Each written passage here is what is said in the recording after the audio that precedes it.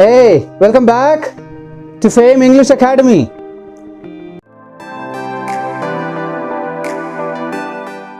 Today we are going to discuss about introduction, self-introduction. It is said that first impression is the last impression. हमारा पहला impression जैसा बनता है, whole discussion वैसा ही होता है. और इसमें introduction is the very important part, जहां से हमारा इंटरेक्शन शुरू होता है, स्टार्ट होता है. तो हमारा इंट्रोडक्शन एक प्रिपेयर्ड होना चाहिए, वेल प्लान्ड होना चाहिए, वेल प्रिपेयर्ड होना चाहिए. अब ये कैसे, we are going to discuss each and every step, right, very minutely and very very separately. We know कि there are so many ways, बहुत सारे तरीके हैं इंट्रोड्यूस करने के, ग्रीट करने के, but at least we should have one way, one method which should be well prepared. Well prepared होना चाहिए. इंट्रोडक्शन ऐसा नहीं होना चाहिए कि लगे कि सोच रहा है बोल रहा है, सोच रहा है बोल रहा है. नहीं, ऐसा नहीं होना चाहिए. It should be well prepared, एक बिल्कुल प्रिपेयर्ड होना चाहिए. तो इसी चीज को हम देखेंगे. And we may face two types of situations. दो तरीके के सिचुएशंस हमारे साथ हो सकते हैं. एक तो ऐसा कि one to one interaction. For example, we are in interview and interviewers are there. वहां पे हम वन टू वन इंटरेक्शन है और वहां पे इंट्रोड्यूस करना है. सेकेंड सिचुएशन इज कि we get a platform, right, एक पोडियम मिलता है, एक प्लेटफॉर्म होता है, राइट. फॉर एग्जाम्पल, हम ऑडिटोरियम में बोलते हैं, स्पीच कंपटीशन में बोलते हैं, एक स्टेज होता है, ऑडियंस होते हैं, राइट, लिसनर्स होते हैं. वहां पे हम अपने आप को इंट्रोड्यूस करते हैं और वहां का जो स्टार्टिंग होगा, इंट्रोडक्शन होगा और ग्रीटिंग्स होगा, वो एंटायरली डिफरेंट होगा. तो इन दोनों चीजों को हम बहुत ही माइन्यूटली, वेरी सेपरेटली देखेंगे, so that our introduction should be very very effective and very very smart.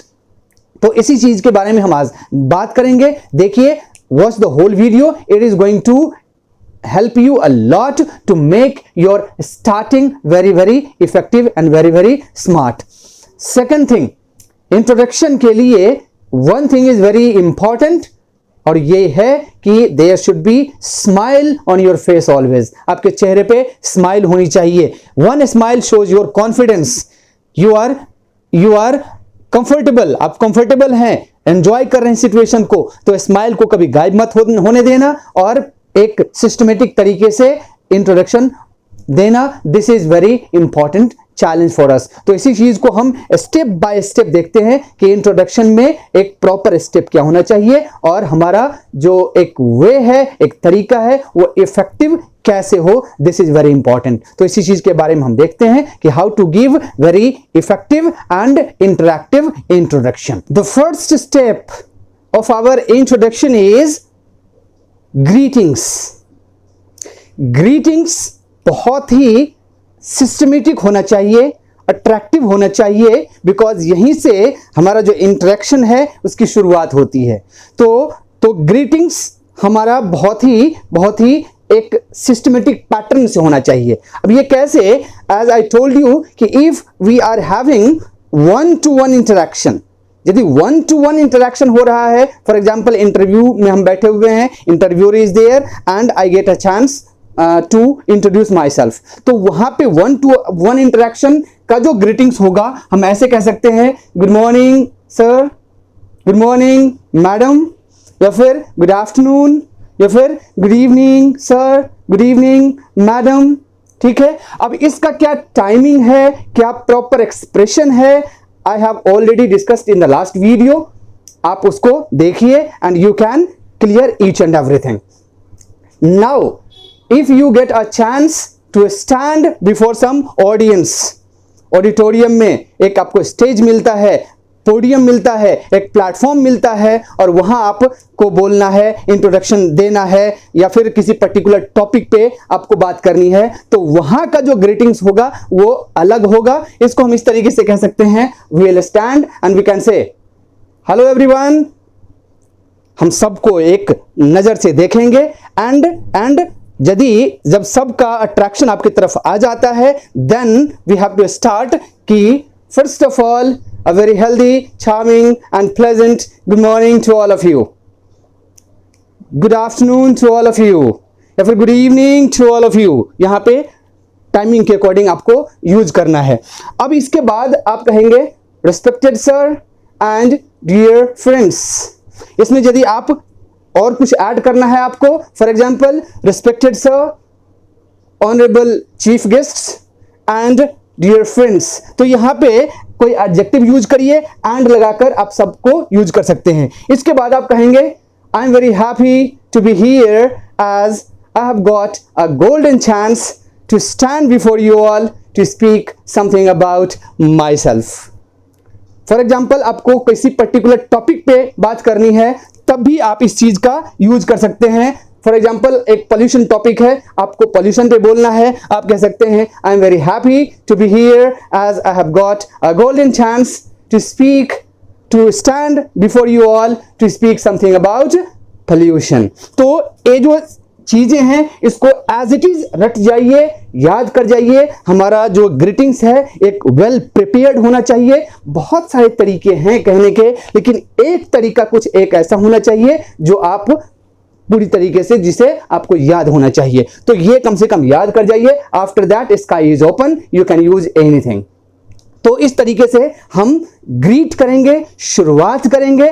अब हम देखते हैं कि इंट्रोडक्शन का नेक्स्ट स्टेप क्या है। The next step is name and address.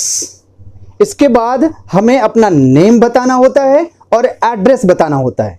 इसके लिए जो हमारा तरीका है ये देखिए, वी कैन से नाम बताने से पहले हम ये 3-4 जो चीजें हैं इसको यूज करते हैं।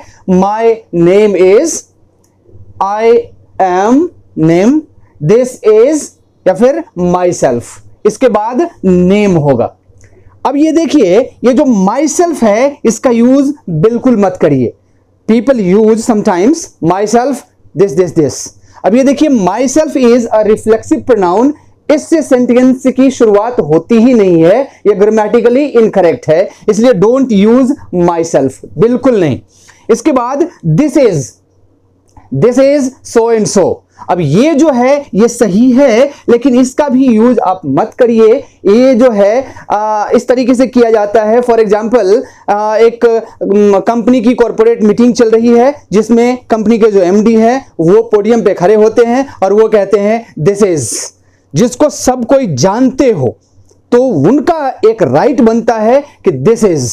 तो we students are not suppose to use this phrase. ये जो दिस इज नेम आप कहेंगे, इसका यूज भी आप मत करिए। तो अब बच गए ये दो, माय नेम इज या फिर आई एम। इन दोनों में से आप किसी का भी यूज कर सकते हैं। पहला अच्छा होगा कि ये यूज करिए, best one is my name is this this this, right. या फिर आई एम, इसको सेकंड नंबर पे आप रख सकते हैं, I M this this this. तो इसके साथ आप अपना नेम बताइए। इसके बाद आता है आप अपना एड्रेस बताइए। तो इसके लिए अभी हम 4 फ्रेजेस के यूज करते हैं, जैसे for example I come from, या आई एम फ्रॉम, या आई बिलोंग टू, या आई हेल फ्रॉम। ठीक है, इसमें से किसी भी फ्रेज का आप यूज कर सकते हैं। सबसे जो बेस्ट है आई बिलोंग टू। ठीक है, आई कम फ्रॉम ये दूसरे पे आ जाएगा, आई एम फ्रॉम ये तीसरे पे आ जाएगा, आई हेल फ्रॉम ये चौथे पे आ जाएगा। सबसे बढ़िया रहेगा आप आई बिलोंग टू का यूज करिए। अब देखिए, इसके बाद I, for example I belong to क्या, तो सबसे बेस्ट रहेगा कि आप डिस्ट्रिक्ट का नाम कहिए। ठीक है, I belong to so and so district. इसके बाद आप करिए विच फॉल्स इन स्टेट का नाम बोल दीजिए आप। This is the best one. चूंकि हमें इंट्रोडक्शन में एड्रेस इस तरीके से बताएंगे कि सुनने वालों को पता चल जाए। हम ऐसे प्लेस का नाम बोल देते हैं, पता ही नहीं चलता कि वो प्लेस आखिर है कहां। तो सबसे अच्छा रहेगा कि I, for example I belong to ABC district which falls in state का नाम हम बताएंगे। तो इस तरीके से आप क्या कर सकते हैं, अपना एड्रेस बता सकते हैं। इसके साथ आप एक चीज और बताइए कि एंड राइट नाउ। आजकल आप कहां रह रहे हैं। ये तो परमानेंट एड्रेस हो गया। ये देख लीजिए, ये जो एड्रेस है एक परमानेंट होगा और एक लोकल होगा। ठीक है, तो लोकल एड्रेस बताने के लिए राइट नाउ, अभी आप कहां रह रहे हैं, तो इसके लिए आप ये फ्रेज यूज करिए। And right now I am living at Laxmi Nagar in Delhi. I am living at Mukherjee Nagar in Delhi. कहां, जब किसी पर्टिकुलर प्लेस है तो उसके पहले आप एट लगाइए, और जो बड़ा सा प्लेस होता है उसके लिए हम इन का यूज करते हैं। तो इस तरीके से आप यूज कर सकते हैं। तो तीन चीज आपको, नेम बतानी है, परमानेंट एड्रेस बतानी है और लोकल एड्रेस बतानी है। परमानेंट एड्रेस के लिए, ठीक है, डिस्ट्रिक्ट का नाम बोलिए और विच फॉल्स इन, और वो किस स्टेट में पड़ता है ये बता दीजिए। This is the best way to give our name and address. और फिर आपको बताना है ये, अब सपोज किसी शहर में आप, फॉर एग्जांपल दिल्ली में इंटरव्यू चल रहा है और आप दिल्ली के ही हैं, तो वहां पे आपको इतना लंबा नहीं कहना है। आप नॉर्मली कह सकते हैं कि I am from Delhi itself, I belong to Delhi itself. Delhi itself ये फ्रेज है, आप सुनते होंगे कभी कभी, राइट, बहुत ही बढ़िया है। आई एम फ्रॉम दिल्ली इटसेल्फ। ठीक है, अब एक स्टे का यूज होता है। फॉर एग्जांपल बैंगलोर में है, आप दिल्ली से बिलोंग करते हैं, बैंगलोर गए हैं इंटरव्यू देने के लिए, तो वहां आप कहेंगे and right now I am living नहीं हो जाएगा, आई एम स्टेइंग। किसी होटल में या किसी दोस्त के साथ 2-3 दिन के लिए आप गए हैं, रुके हैं और फिर वापस आ जाना है, तो वहां के लिए लीव का यूज हम नहीं करेंगे, स्टे का यूज करेंगे। Right now, and right now I am staying at Maurya hotel.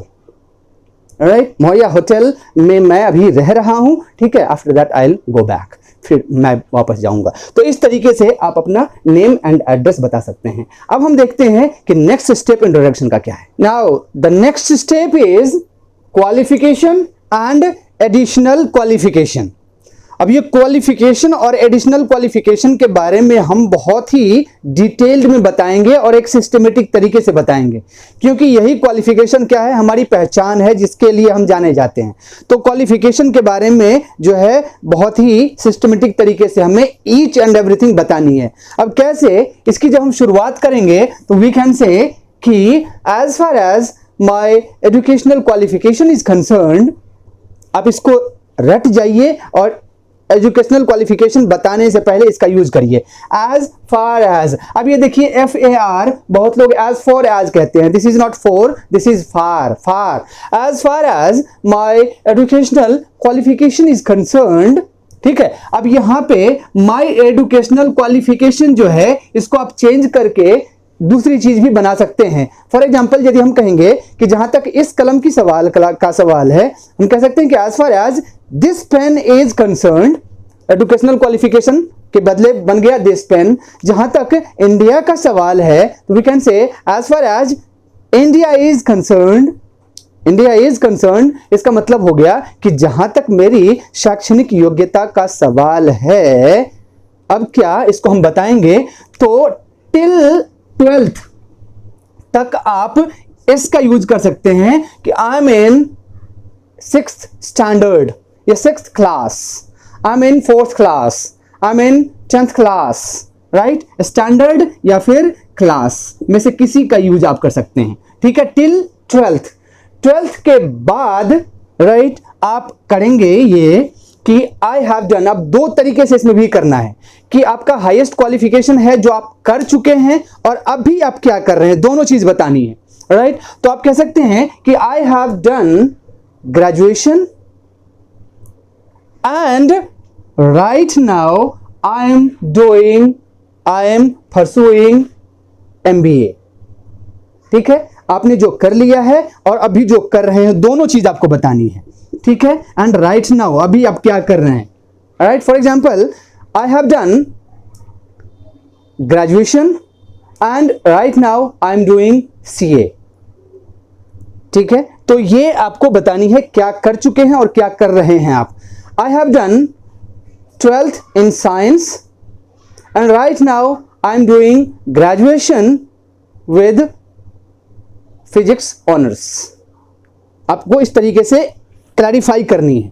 ठीक है, इसके बाद आपको ये है कि अपार्ट फ्रॉम दिस, ये देखिए, इसके अलावे भी आपने कुछ किया है या अभी आप कर रहे हैं, ठीक है। तो apart from this I am doing या I have done, right, a diploma in computer application, a training program, right, और आर्टिकलशिप और इंटर्नशिप, आपने कुछ एडिशनल कुछ चीज किए हैं तो आप यहां पे राइट अपार्ट फ्रॉम दिस बोलकर आप इसको ऐड कर सकते हैं, ये बहुत जरूरी है। तो क्वालिफिकेशन आपके पास जितनी है हर चीज को एक एक करके एक्सप्लेन करनी है, यहां से शुरू करनी है। यदि आप टिल 12 तक हैं तो very simple, I am in right 6th 7th 8th 9th 10th standard 12th standard, right. इसके आगे आई हैव डन जो आप कर चुके हैं and right now I am doing,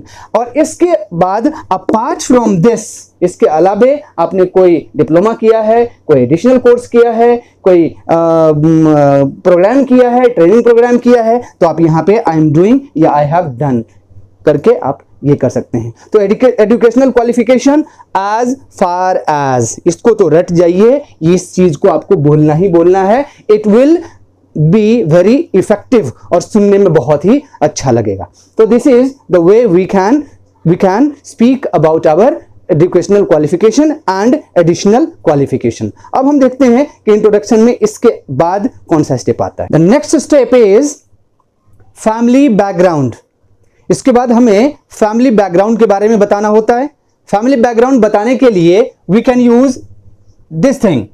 now coming to my family background, ठीक है, इसके बाद हम फैमिली के बारे में बताएंगे, तो इसको रट जाइए। Now coming to my family background, my father is a teacher, my father is a businessman. नाम बताने की आवश्यकता नहीं है, बस आपको यह बताइए आप कि वो हैं क्या, पेशा क्या है, करते क्या हैं। तो हम कह सकते हैं my father is a teacher, my father is a farmer, my father is a businessman. इसके बाद my mother is a teacher, my mother is a home maker. House wife का यूज होता था, हाउस वाइफ का use मत करिए, right, new term home maker. आप कह सकते हैं कि my mother is a successful home maker, ठीक है, इस तरीके से। इसके बाद आता है कि आप अपने ब्रदर और सिस्टर के बारे में बताना होता है। यदि आप सिंगल हैं तो आप ऐसा कह सकते हैं कि I am an only child in my family, I am an only child in my family, मैं अकेला हूं। यदि आपके पास दो भाई दो बहन हैं तो आप ऐसा कह सकते हैं कि आई have two brothers, I have two brothers and one sister, two brothers and one sister.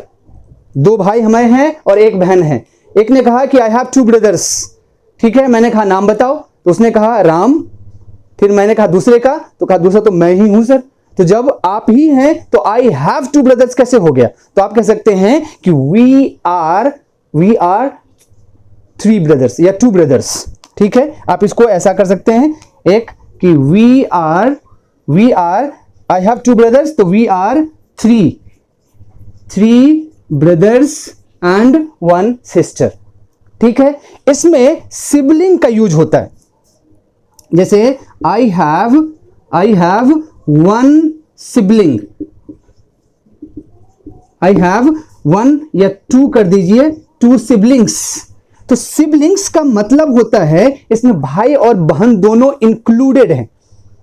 इसमें ऐसा नहीं है कि दो बहन एक भाई अलग अलग, सिबलिंग्स का दोनों का मिलाकर होता है, ठीक है। तो आप इसका भी ऐसा भी यूज कर सकते हैं कि आई हैव टू सिबलिंग्स, मतलब आई हैव टू सिबलिंग्स मतलब दो और है, आपको मिलाकर तीन। आप इसको ऐसे कह सकते हैं कि we are three siblings, right, we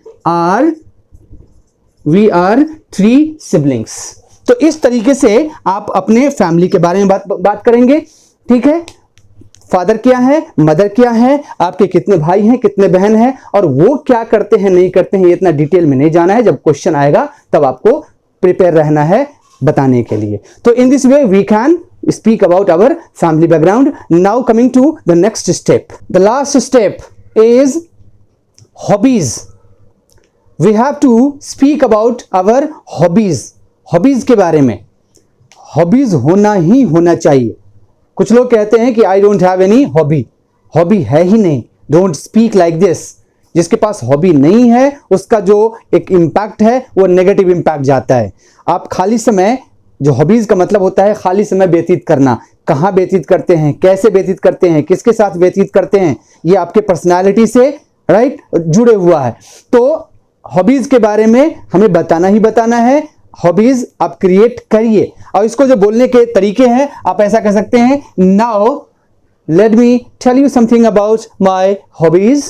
इसको याद कर जाइए, रट जाइए हॉबी बताने से पहले। Now let me tell you something about my hobbies. इसके बाद आई लव, ये ऑप्शनल है, आप इसका यूज कर सकते हैं, छोड़ भी सकते हैं, right. Playing cricket, listening to music, singing songs these are my hobbies. That's all. Thank you very much. Last में थैंक यू वेरी मच बोलना ही बोलना है, इसको मत भूलिए, ठीक है। अब इसमें देखिए हर एक हॉबी में आईएनजी हमने लगाया है, आप भी लगाइए। Playing cricket, listening to music, last वाला में आप and singing old songs, these are my hobbies. अब ये आई लव, इसको आप स्किप भी कर सकते हैं, छोड़ दीजिए, डायरेक्ट आपका जो हॉबी है उसमें आईएनजी लगाइए और शुरू कर जाइए, ठीक है। अब होता क्या है कि हॉबीज का सिलेक्शन बहुत ही इंपॉर्टेंट है और सावधानी से हमें करना चाहिए। इट इज बिकॉज हॉबीज से रिलेटेड क्वेश्चंस आते हैं।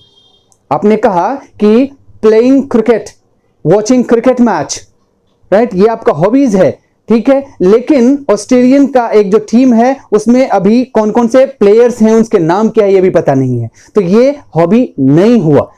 इसका सिलेक्शन बहुत ही सावधानी से करिए, राइट। कुछ हॉबीज हैं जो जैसे कहते हैं कि gardening, cooking, collecting old coins, these are my hobbies. तो कुछ इस तरीके के हॉबीज हैं, हॉबीज के बारे में आपको जानना ही जानना चाहिए, ठीक है। ये हो गया।